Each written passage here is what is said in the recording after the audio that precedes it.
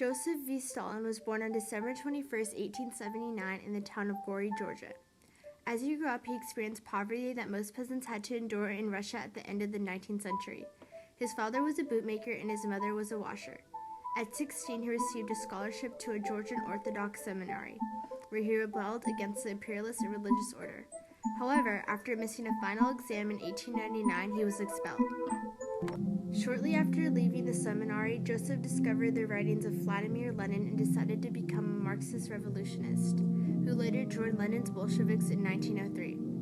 After being recognized by the Orenka, or the secret police, from his activities, he became one of the Bolsheviks' chief operatives, who helped organize a military force, provoke strikes, spread propagandas, and raised money through bank robberies and kidnapping. After Lenin died, Leon Trotsky and Stalin, Lenin's revolutionary supporters, became bitter rivals for control of the Communist Party. However, from 1922 to 1927, Stalin began a huge climb to the head of the government. He worked his way up from placing his supporters in key positions. By 1928, Stalin was in total command of the Communist Party. In 1929, Stalin exiled Trotsky, who was no longer a threat. At the head of the government, Stalin aimed to perfect his communist state. He didn't want to develop a communist revolution like Lenin planned, but instead he visioned to transform the Soviet Union into a totalitarian state, which allowed the government to take control of every aspect of life. Also, Stalin figured he had to seize control of the economy too. His plans called for a command economy, which is a system in which the government made all economic decisions. Under the system, political leaders analyzed the country's economic need and decide how to achieve them.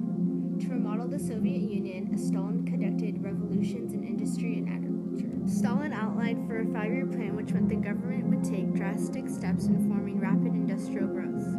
This plan set for high goals, like an increasement on output. However, from reaching these targets, the government had to limit the production of consumer goods. As a result, people faced severe shortages and workers were exhausted from working double as from before.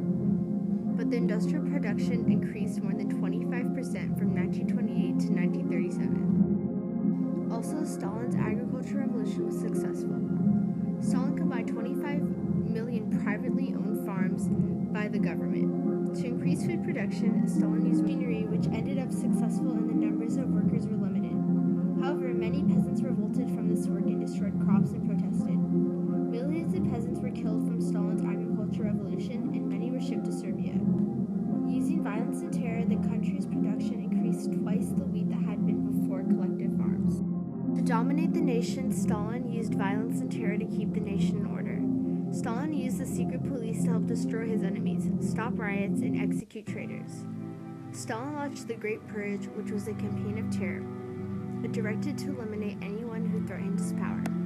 The Great Purge ended in 1939, and Stalin was responsible for killing 8 to 13 million people. Under Stalin, the government and his military controlled every aspect of citizens' lives. His police destroyed churches and synagogues, and many leaders were sent to camps because he aimed to teach others ideas of communism. Joseph Stalin died on March 5, 1953. He made a huge impact on other countries. Economically, Stalin's impact is one of the most miraculous in history.